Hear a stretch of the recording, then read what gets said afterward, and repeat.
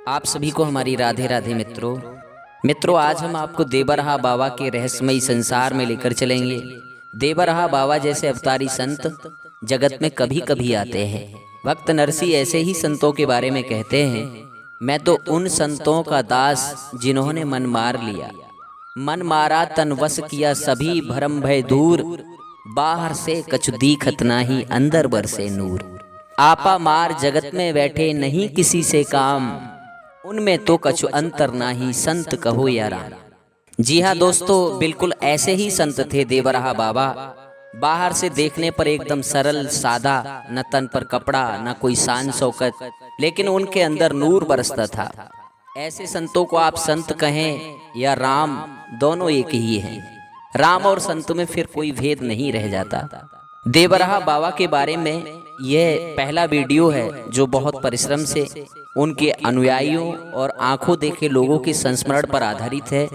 कृपया वीडियो को लाइक करें और चैनल पर पहली बार आए हैं तो चैनल को सब्सक्राइब अवश्य करें। आप देख रहे हैं यूट्यूब चैनल सत्यार्थ दर्शन। वीडियो अंत तक बिना स्किप किए देखें, निश्चित ही बाबा का आशीर्वाद आप सभी को प्राप्त होगा। बात करें देवरहा बाबा के जन्म और जन्म स्थान की, तो देवरहा बाबा का जन्म अज्ञात है। यहाँ तक कि उनकी सही उम्र का आकलन भी नहीं है। बाबा की उम्र के विषय में सबसे आश्चर्यजनक तथ्य यह है कि उनके कुछ भक्त बताते हैं कि बाबा हमेशा एक जैसे रहे। एक इंसान जो बाबा से कई वर्ष पहले मिलने आया था और वही इंसान कई वर्ष बाद जब बाबा से मिलने जाता था तो देखता था कि बाबा कई साल पहले जैसे थे वैसे ही आज हैं। उनकी उम्र नहीं बढ़ती थी, इसलिए उन्हें एजलेस बाबा कहा जाता है, मतलब आयु से परे। बात की जाए अगर देवरहा बाबा के जन्म की, तो यह एक अनसुलझा रहस्य ही रह गया, क्योंकि बाबा ने किसी भी इंटरव्यू या अपने किसी भी भक्त को अपने जन्म के बारे में कभी नहीं बताया। लेकिन जब बार बार उनसे पूछा जाता था तो वे मुस्कुराकर यही जवाब दे दिया करते थे कि बच्चा, मेरी उम्र तुम नहीं जान पाओगे। लेकिन उनकी जटाओं से उनकी उम्र का अंदाजा लगाया जाए तो शायद 250 साल से लेकर 900 साल के बीच की रही होगी। आप ये बात सुनकर चौंक गए होंगे कि कोई इंसान इतने वर्षों तक कैसे जी सकता है। लेकिन यही प्रश्न जब उनसे उनके भक्त पूछते थे तो वे जवाब देते थे कि बच्चा, यह सब अष्टांग योग व खेचरी मुद्रा का कमाल है। और इसमें एक हैरान कर देने वाली बात और जोड़ दें तो बात यह है कि वो कभी भोजन नहीं करते थे। कहा जाता है कि वह करीब 900 साल तक जीवित रहे थे। बाबा के संपूर्ण जीवन के बारे में अलग अलग मत हैं। कुछ लोग उनका जीवन 250 साल तो कुछ लोग 500 साल मानते हैं। उनकी आयु के विषय में एक दावा यह भी है कि कुंभ का आयोजन हर 12 वर्ष बाद होता है और पूज्य देवरहा बाबा की एंट्री 12 बार है। 12 बार बाबा को कुंभ के मेले में देखा गया, मतलब 144 साल तक तो वो कुंभ में दिखाई देते रहे। शुभ कैंपस में संगम तट पर धूनी रमाए बाबा की करीब 10 सालों तक सेवा करने वाले मार्कंडेय महाराज के अनुसार पूरे जीवन निर्वस्त्र रहने वाले बाबा धरती से 12 फुट ऊंचे लकड़ी से बने मचान बॉक्स में रहते थे। वह नीचे केवल सुबह के समय स्नान करने के लिए आते थे। इनके भक्त पूरी दुनिया में फैले हैं। राजनेता, फिल्मी सितारे और बड़े बड़े अधिकारी उनकी शरण में आते थे। कहा जाता है कि हिमालय में अनेक वर्षों तक अज्ञात रूप में रहकर उन्होंने साधना की। वहां से वे पूर्वी उत्तर प्रदेश के देवरिया नामक स्थान पर पहुंचे। वहां वर्षों निवास करने के कारण उनका नाम देवरहा बाबा पड़ा। पूजनीय देवरहा बाबा जी ने देवरिया जनपद के सलेमपुर तहसील में मईल, एक छोटा शहर, उससे लगभग 1 कोस की दूरी पर सरयू नदी के किनारे एक मचान पर अपना डेरा डाल दिया और वहीं पर अपना जीवन यापन किया। वहीं उन्होंने अपना कर्म क्षेत्र बनाया। एक संत जिनको बाबा ने भिन्न भिन्न समय तथा भिन्न भिन्न तीर्थ स्थलों में अपने श्री चरणों से 10 बार आशीर्वाद दिया था, वो बताते हैं कि देवरहा बाबा रामानुज संप्रदाय से थे और उनका वास्तविक नाम अहोबिलाचार्य था। देवरहा बाबा परम राम भक्त थे। देवरहा बाबा के मुख में सदा राम नाम का वास था। वो भक्तों को राम मंत्र की दीक्षा दिया करते थे। वो सदा सरयू के किनारे रहा करते थे। उनका कहना था, एक लकड़ी हृदय को मानो, दूसर राम नाम पहचानो, राम नाम नित उर पे मारो, ब्रह्म दिखे संशय न जानो। अर्थात जिस प्रकार रगड़ से अग्नि प्रकट हो जाती है, उसी प्रकार हृदय रूपी लकड़ी पर राम नाम नित्य जपा जाए तो ब्रह्म के दर्शन हो सकते हैं। इसमें कोई आश्चर्य और संदेह की बात नहीं है। देवरहा बाबा जन सेवा तथा गो सेवा को सर्वोपरि धर्म मानते थे तथा प्रत्येक दर्शनार्थी को लोगों की सेवा, गो माता की रक्षा करने तथा भगवान की भक्ति में रत रहने की प्रेरणा देते थे। देवरहा बाबा श्री राम और श्री कृष्ण को एक मानते थे और भक्तों को कष्ट से मुक्ति के लिए कृष्ण मंत्र भी देते थे। ओम कृष्णाय वासुदेवाय हरे परमात्मने प्रणतः क्लेश नाशाय गोविंदाय नमो नमः। आपको जानकर हैरानी होगी कि पूज्य देवरहा बाबा ने श्री राम जन्मभूमि में जो राम मंदिर का शिलान्यास होना था, उसकी भविष्यवाणी 33 साल पहले एक पत्रकार के समक्ष कर दी थी। देवरहा बाबा से एक बार पत्रकार ने साक्षात्कार में करीब 33 साल पहले पूछा था कि बाबा क्या राम मंदिर बन जाएगा, इस पर आप क्या कहना चाहेंगे। तो देवरहा बाबा ने इस पर कहा था कि सुनो, वो रोका नहीं है, कायदे से बन जाएगा। सुना, मंदिर बन जाएगा, इसमें कोई संदेह नहीं है। मंदिर प्रेम से बनेगा। यह बात देवरहा बाबा ने आज से 33 साल पहले एक पत्रकार को कही थी, जिसका वीडियो भी आजकल सामने देखने को खूब मिल रहा है। देवरहा बाबा की यह भविष्यवाणी राम मंदिर को लेकर बिल्कुल सटीक बैठी और अब 22 जनवरी 2024 दिन सोमवार को अयोध्या में राम मंदिर में प्राण प्रतिष्ठा हो चुकी है। देवरहा बाबा का जीवन बड़े रहस्यों से भी भरा पड़ा था। माना जाता है कि उनके अंदर इतनी सिद्धियां थी कि वह भविष्य में झांक कर देख सकते थे। उनके बारे में यह भी माना जाता है कि ध्यान योग की प्रबलता के कारण उनका संपर्क हिमालय के ज्ञानगंज के अंदर वर्षों से तपस्या कर रहे ऋषि मुनियों से भी था। ज्ञानगंज दुनिया की सबसे रहस्यमयी जगह है। यहाँ का रास्ता अभी तक कोई ढूंढ नहीं पाया है। यह जगह कैलाश पर्वत के आसपास स्थित है, जिसके बारे में बताया जाता है कि यहाँ समय को वश में करने की क्षमता है। यह ज्ञानगंज बड़ा ही दिव्य स्थान है और यहाँ हजारों वर्षों से ऋषि मुनि तपस्या में लीन हैं। कहा जाता है कि महाभारत काल में पांडवों ने यहाँ से सिद्धियां प्राप्त की थी। मान्यता है कि देवरहा बाबा ने अपने तप के बल से यहाँ के ऋषि मुनियों से भी ध्यान के माध्यम से संपर्क बनाकर रखा हुआ था। बाबा कहते थे, जीवन को पवित्र बनाए बिना, ईमानदारी, सात्विकता, सरसता के बिना भगवान की कृपा प्राप्त नहीं होती। अतः सबसे पहले अपने जीवन को शुद्ध पवित्र बनाने का संकल्प लो। वे प्रायः गंगा या यमुना तट पर बनी घास फूस की मचान पर रहकर साधना किया करते थे। दर्शनों के लिए आने वाले भक्तजनों को वे सद्मार्ग पर चलते हुए अपना मानव जीवन सफल करने का आशीर्वाद देते थे। वे कहते, इस भारत भूमि की दिव्यता का यह प्रमाण है कि इसमें भगवान श्री राम और श्री कृष्ण ने अवतार लिया है। यह देव भूमि है। इसकी सेवा, रक्षा तथा संवर्धन करना प्रत्येक भारतवासी का कर्तव्य है। प्रयागराज में सन 1989 में महाकुंभ के पावन पर्व पर विश्व हिंदू परिषद के मंच से बाबा ने अपना पावन संदेश देते हुए कहा था, दिव्य भूमि भारत की समृद्धि गोरक्षा, गो सेवा के बिना संभव नहीं होगी। गो हत्या का कलंक मिटाना अत्यावश्यक है। पूज्य बाबा ने योग विद्या के जिज्ञासुओं को हठ योग की 10 मुद्राओं का प्रशिक्षण दिया। वे ध्यान योग, नाद योग, लय योग, प्राणायाम, त्राटक, ध्यान, धारणा, समाधि आदि की साधन पद्धतियों का जब विवेचन करते तो बड़े बड़े धर्माचार्य उनके योग संबंधी ज्ञान के समक्ष नतमस्तक हो जाते थे। बहुत ही कम समय में देवरहा बाबा अपने कर्म एवं व्यक्तित्व से एक सिद्ध महापुरुष के रूप में प्रसिद्ध हो गए। बाबा के दर्शन के लिए प्रतिदिन विशाल जनसमूह उमड़ने लगा तथा बाबा के सानिध्य में शांति और आनंद पाने लगा। बाबा श्रद्धालुओं को योग और साधना के साथ साथ ज्ञान की बातें बताने लगे। बाबा का जीवन सादा और एकदम सन्यासी था, कोई आडंबर नहीं, बिल्कुल सरल और सच्चा। बाबा भोर में ही स्नान आदि से निवृत्त होकर ईश्वर ध्यान में लीन हो जाते थे और मचान पर आसीन होकर श्रद्धालुओं को दर्शन देते, ज्ञान लाभ कराते थे। कुंभ मेले के दौरान बाबा अलग अलग जगहों पर प्रवास किया करते थे। गंगा यमुना के तट पर उनका मंच लगता था। वह एक एक महीने दोनों के किनारे रहते थे। जमीन से कई फीट ऊंचे लकड़ी के मचान पर बैठकर वह लोगों को आशीर्वाद दिया करते थे। बाबा सभी के मन की बातें जान लेते थे। उन्होंने पूरे जीवन कुछ नहीं खाया, सिर्फ दूध और शहद पीकर जीते थे। श्रीफल का रस उन्हें बहुत पसंद था। बाबा कभी क्रोधित नहीं होते थे। इन्हीं सब हैरान कर देने वाली बातों में एक बात और जोड़ दीजिए कि वो कभी कपड़ा नहीं पहनते थे। चाहे जितनी ठंड हो या चाहे जितनी गर्मी हो, हमेशा एक छोटी सी बाघ की छाल को लपेटे रहते थे। यह तो सिर्फ भक्तों द्वारा देखी गई घटना है, लेकिन इससे पहले कई सैकड़ों वर्ष उन्होंने हिमालय में तपस्या की है, जिसका कोई अनुमान नहीं है। गणमान्य व्यक्ति भी देवरहा बाबा के सामने सिर झुकाते थे। देवरहा बाबा के भक्तों में कई बड़े बड़े लोगों का नाम शुमार है। राजेंद्र प्रसाद, इंदिरा गांधी, राजीव गांधी, अटल बिहारी वाजपेयी, लालू प्रसाद यादव, मुलायम सिंह यादव और कमलापति त्रिपाठी जैसे राजनेता हर समस्या के समाधान के लिए बाबा की शरण में जाते थे।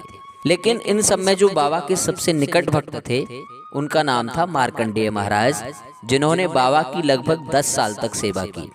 इसके अतिरिक्त फिल्मी दुनिया की कई नामचीन हस्तियां और बड़े बड़े अधिकारी भी बाबा की भक्ति में रहे, बाबा के भक्त बने, जो समय समय पर बाबा से आशीर्वाद लेने जाया करते थे। आज हम बाबा की जो चमत्कार हैं, जो रहस्यमय उनकी लीलाएं हैं, उनसे आपको अवगत कराते हैं। देश के प्रथम राष्ट्रपति डॉक्टर राजेंद्र प्रसाद के कथनानुसार जब वे बचपन में अपने माता पिता के साथ बाबा जी के दर्शन करने गए थे, तो बाबा देखते ही बोल पड़े कि यह बच्चा तो राजा बनेगा। तो डॉक्टर राजेंद्र प्रसाद राष्ट्रपति बनने के बाद बाबा को पत्र लिखकर धन्यवाद कहा और वर्ष 1954 में प्रयागराज के कुंभ में बाबा का सार्वजनिक पूजन भी किया था। एक बड़ी ही रोचक घटना है। इलाहाबाद हाईकोर्ट के एक वकील ने, जो बाबा के भक्त थे, उन्होंने दावा किया था कि बाबा अपने शरीर त्यागने का समय 5 वर्ष पहले ही बता दिया गया था। देश में आपातकाल के बाद जब चुनाव हुए तो श्रीमती इंदिरा गांधी हार गई थी और उनकी जमानत जब्त हो गई थी, जिसके बाद 1978 में इंदिरा गांधी देवरहा बाबा से आशीर्वाद लेने गईं। बाबा ने कहा, बच्चा तेरा राज्य करने का समय पूर्ण हुआ, जिसे सुनकर तो श्रीमती इंदिरा गांधी जी रोने लगी। तब दयालु बाबा द्रवित हो गए और उन्होंने इंदिरा जी को हाथ से आशीर्वाद दिया। सामान्यतः अगर किसी को आशीर्वाद देना होता तो बाबा मचान से एक पैर लटकाकर लोगों के सर पर रखते थे, लेकिन उस दिन बाबा ने हाथ उठाकर इंदिरा जी को आशीर्वाद दिया। इंदिरा जी को संकेत मिल गया और उन्होंने अपना चुनाव चिन्ह हाथ का पंजा बना लिया। उसके बाद इंदिरा गांधी को 1980 में एक बार फिर देश में प्रचंड बहुमत प्राप्त हुआ और वे प्रधानमंत्री बनी। आज भी कांग्रेस का चुनाव चिन्ह हाथ का पंजा ही है, जो बाबा से प्रेरित है। बाबा का निर्जीव वस्तुओं पर नियंत्रण था और बाबा पेड़ पौधों से बातें किया करते थे। उनके आश्रम में बबूल के पेड़ लगे हुए थे, लेकिन उनमें कांटे नहीं होते थे। और तो और उनके आश्रम में लगे बबूल के पेड़ खुशबू भी बिखेरते थे। राजीव गांधी बाबा के बहुत बड़े भक्त थे। एक बार राजीव गांधी बाबा का आशीर्वाद लेने उनके आश्रम आना चाहते थे, जिसकी उनके अधिकारियों ने विधिवत योजना तैयार की। राजीव गांधी के आने से पहले उनके अधिकारी सुरक्षा का जायजा लेने बाबा के आश्रम आए, तो आश्रम के पास एक बबूल का पेड़ था, जिसे सुरक्षा कारणों से काटना अति आवश्यक था। जब बाबा को इस बारे में पता चला तो उन्होंने अधिकारियों को बुलाकर कहा कि यह मेरा मित्र है, मैं इससे बातें करता हूँ। इस बेचारे का क्या दोष है जो इसे काटा जा रहा है? इस पेड़ को मत काटो, जाओ, तुम्हारे प्रधानमंत्री का दौरा रद्द हो जाएगा। और यह कहने के कुछ देर बाद ही वहां मौजूद अधिकारियों को सूचना प्राप्त हुई कि प्रधानमंत्री राजीव गांधी का दौरा रद्द हो गया है। उसके बाद सारे अधिकारी बाबा को प्रणाम करके वापस चले गए। सन 1911 में जॉर्ज पंचम भारत आए और बाबा के आश्रम पहुंचे। उन्होंने बाबा के साथ क्या बात की, यह उनके शिष्यों ने कभी भी जग जाहिर नहीं की। 4 खंभों पर टिका मचान ही उनका महल था, जहां नीचे से ही लोग उनके दर्शन करते थे। मईल गांव में वह साल में 8 महीना बिताते थे।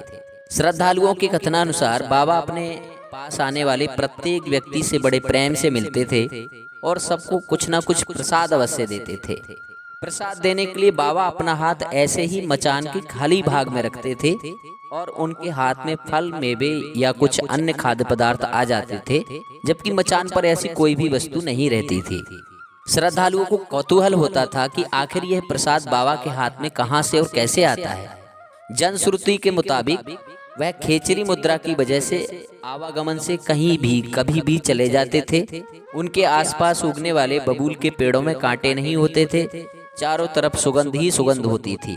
लोगों में विश्वास है कि बाबा जल पर चलते भी थे और अपने किसी भी गंतव्य स्थान पर जाने के लिए उन्होंने कभी भी सवारी नहीं की और ना ही उन्होंने कभी किसी सवारी से कहीं जाते हुए देखा गया।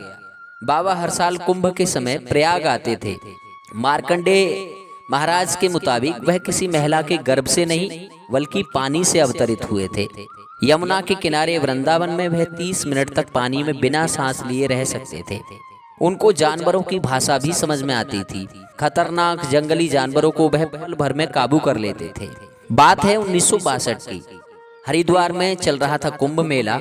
इसी दौरान वैष्णव अखाड़े के महंत का हाथी पागल हो गया। हरिद्वार तब यूपी का हिस्सा था। मेले के एसपी ने मेरठ बटालियन के सूबेदार को आदेश दिया कि हाथी को गोली मार दो। कुंभ के पवित्र आयोजन में जीव हत्या को लेकर सूबेदार संशय में थे, लेकिन अगर हाथी को नहीं मारते तो वह बहुतों की जान ले सकता था। सूबेदार पहुंचे मेले में, आए देवरहा बाबा के पास, अपना धर्म संकट बताया। कहते हैं कि बाबा ने उन्हें प्रसाद दिया और बोले, इसे ले जाकर हाथी को खिला दो, वह शांत हो जाएगा। सूबेदार हिचके और पूछा, उसने हमला कर दिया तो? बाबा ने कहा, तुम उसे प्रणाम करना। अब सूबेदार डरते हुए गए हाथी के पास, प्रणाम किया और प्रसाद दिया, आम आगे कर दिया। हाथी ने सूंड से आम लिया और शांत हो गया। चमत्कार के ऐसे अनगिनत किस्से हैं जिनका देवरहा बाबा के भक्त और अनुयायी जिक्र करते रहते हैं। यूपी के देवरिया जिले में आश्रम बनाने वाले देवरहा बाबा की जीवन यात्रा चमत्कारों और विलक्षण दावों से भरी पड़ी है। हालांकि योगी राज और ब्रह्म ऋषि की उपाधियों से लैस देवरहा बाबा ने न तो चमत्कारों का कभी दावा किया और ना ही कभी दरबार लगाकर शक्ति प्रदर्शन। एक और सच्ची घटना का उल्लेख हम कर रहे हैं जो उनकी सेवा में रहने वाले महाराज जी ने बताई है। उन्हीं के शब्दों में हम आपको बता रहे हैं। वो बताते हैं, ये घटना देवरिया की है। पटना हाई कोर्ट के एक जज थे। सभी लोग आते थे वहां दर्शन करने, तो पहले सरजू जी स्नान करने जाते थे। तो वो लोग भी सुबह आए ब्रह्म मुहूर्त में। आकर के सरजू जी स्नान करने गए तो वहां पे सांप ने उनके बच्चे को काट लिया और बच्चा वहीं मर गया। तो उनके बच्चे को लेकर वो लोग आए आश्रम में, तो उनकी माँ रो रही थी और सब लोग दुखी थे जो उनके साथ आए थे। बाबा ने पूछा, बच्चा आश्रम के बाहर बिलाप कौन कर रहा है? बिलाप मतलब कौन रो रहा? जबकि उनके रोने की आवाज नहीं आ रही थी अंदर, परंतु बाबा समझ गए कि दुखी आत्मा है, कोई जीव यहाँ पे आया है। फिर मैंने बाबा को बताया कि सरकार, ऐसे ऐसे किसी बच्चे को सांप ने काट लिया है और मुझे पूरा जानकारी नहीं है। तो बाबा ने कहा, जा पूरी जानकारी लेके आओ और मुझे बताओ। मैं गया, मैंने देखा बच्चे को उन्होंने एक धोती में लपेटा हुआ था और उसके मुंह से झाग जैसी चीज निकल रही थी लगातार। सब चारों तरफ से उसको घेर के बैठे हुए थे। मैंने पूछा तो उन्होंने बोला कि सांप ने काट लिया और मर गया यह। और वो बोले जज भगत जी कि अब ये जीवित नहीं हो सकता महाराज, मुझे पता है सांप ने काट लिया और मर गया यह, लेकिन इसकी माता और सब लोग बोल रहे थे कि नहीं, इसको बाबा के पास ले चलो। मैंने जाके बाबा को बताया कि ऐसी घटना हो गई है। बाबा ने कहा, अच्छा बच्चा, मैं आ रहा हूँ मचान पे, उनको सामने बुलाओ। मैंने सामने बुलाया। बाबा ने बोला, इस बच्चे को कपड़े से निर्वस्त्र कर दो इसको। तो उन लोगों ने सारे कपड़े उतार दिए, जमीन पे लेटा दिया। बाबा ने शंख मंगवाया, शंख में पानी भर के और मंत्र से ऊपर से ऐसे बच्चे के ऊपर डाला पानी। नेत्र बंद किए, कुछ बुदबुदाने से लगे। इतने में वहां एक सांप आ जाता है। हम लोग डंडा लेकर के और चिमटा लेकर के पकड़ने को भागे। बाबा बोले, नहीं बच्चा, इसको मत पकड़ो, मुझे इससे बात करनी है। और वह सर्प बिल्कुल सामने आकर के फन करके खड़ा हो गया। बाबा उससे पूछे, जो अभी तक हमें याद है कि बच्चा, तुमने इस बच्चे को क्यों डसा? अब सर्प क्या बोल रहा है हम लोग को सुनाई नहीं पड़ रहा था, लेकिन बाबा थोड़ी देर में बोलते हैं, बच्चा यह तो बालक है, इसको तो बुद्धि नहीं थी, इसको समझ नहीं था। फिर बाबा ने बोला कि बच्चा तुम सर्प योनि में हो, सर्प को देव योनि कहा जाता है और ये मनुष्य योनि में है, तुम इसको क्षमा कर दो और इसका जहर विष को शोषण कर लो। बाबा के आशीर्वाद से, बाबा की आज्ञा मानकर वो जहाँ काटा था उसी जगह उसी पॉइंट पे अपना मुंह लगाया। बाबा ने हम लोगों को आदेश दिया कि बच्चा एक बाल्टी में भर के दूध लाओ। हम लोग दूध लेकर के आए और वो सर्प धीरे धीरे फूलने लगा, मोटा होने लगा। बाबा पूरी तरह से अपनी दृष्टि जैसे कोई हिप्नोटाइज करता है, जैसे मानो बाबा की आंख के इशारे पे वो काम कर रहा था। उसने जहर पिया, उसके बाद बाल्टी में एक दूध का बाल्टी वहाँ रखे थे हम, वहाँ गया, फिर उसमें वो मुंह लटका के सांप थोड़ी देर बैठा रहा। फिर वो बाल्टी का सारा दूध रेड और ब्लू कलर पे आ गया। फिर वो सांप सामने आया बाबा के और बाबा ने बोला अब तुम जा सकते हो। वहाँ से चला गया। फिर बाबा ने दोबारा शंख का पानी मंत्र बोल करके उस बच्चे पे डाला और वह बच्चा जैसे खांसी आता है और कफ निकलता है इस तरह से खांसने लगा और उसके अंदर से नाक से मुंह से अजीब कलर का म्यूकस आने लगा। फिर उसकी माँ आई, बाबा अंदर चले गए, उसकी नाक से साफ किया, मुंह से उंगली डाल करके साफ किया। फिर बाबा ने आदेश दिया कि बच्चा तुम इस बच्चे को कम से कम 1 पाव घी पिला दो, गर्म करके थोड़ा गुनगुना करके। तो हम लोगों ने, अभी भी पूरी चेतना में नहीं था, सांस चल रही थी उसकी, धीरे धीरे धीरे धीरे घी पिलाया। तो 2.5, 3, 4 घंटा लग गया उसको। दोपहर तक जाके वो पूर्ण रूप से बोलने लगा। तो बोलता भी था तो ऐसे जैसे ड्रंकन आदमी बोलता है, इस तरह से धीरे धीरे धीरे बोलना शुरू किया और शाम तक वो समझ लीजिए 70-80% ठीक हो गया था। फिर उसके परिवार वाले, बाबा ने आदेश दिया कि इसको लेके जाओ और वो बच्चा एकदम ठीक हो गया। और वो बच्चा कुछ समय हुआ, अभी उन्होंने शरीर छोड़ा है। तो ये थी बाबा की सर्पलीला। राधे राधे। ये संस्मरण हम आपको अक्षरशः उनकी सेवा में रहने वाले महाराज जी का सुना रहे थे। लोगों का मानना है कि बाबा को सब पता रहता था कि कब कौन कहाँ उनके बारे में चर्चा हुई। वह अवतारी व्यक्ति थे, उनका जीवन बहुत सरल और सौम्य था। वह फोटो, कैमरे और टीवी जैसी चीजों को देखकर अचंभित रह जाते थे। वह उनसे अपनी फोटो लेने के लिए कहते थे, लेकिन आश्चर्य की बात यह थी कि उनका फोटो नहीं बनता था। वह नहीं चाहते तो रिवाल्वर से गोली नहीं चलती थी। उनका सजीव ही नहीं, निर्जीव वस्तुओं पर भी पूरा नियंत्रण था। बाबा ने भगवान श्री कृष्ण की लीला भूमि वृंदावन में यमुना तट पर स्थित मचान पर 4 वर्ष तक साधना की। सन 1990 की योगिनी एकादशी 19 जून के पावन दिन उन्होंने निर्वाण प्राप्त किया। जय हो देवरहा बाबा की। इतनी कहानी किस्से हैं, खत्म नहीं होंगे। देवरहा बाबा की समाधि वृंदावन में है, जो कि बांके बिहारी मंदिर से लगभग 14 किलोमीटर दूर है। और वहीं पर नीम करोली बाबा की भी समाधि रास्ते में पहले पड़ती है। यहाँ दी गई जानकारियाँ धार्मिक आस्था और लोक मान्यताओं पर आधारित हैं। वीडियो आपको कैसी लगी कमेंट करके अवश्य बताएं। वीडियो अच्छी लगी हो तो कृपया इसे लाइक कर अन्यत्र भी शेयर करने की कृपा करें। और हाँ, चैनल को सब्सक्राइब अवश्य करें। आज के लिए इतना ही, फिर मिलेंगे यहीं किसी और वीडियो में। तब तक के लिए सभी दोस्तों को जय श्री राधे, जय जय श्री कृष्णा।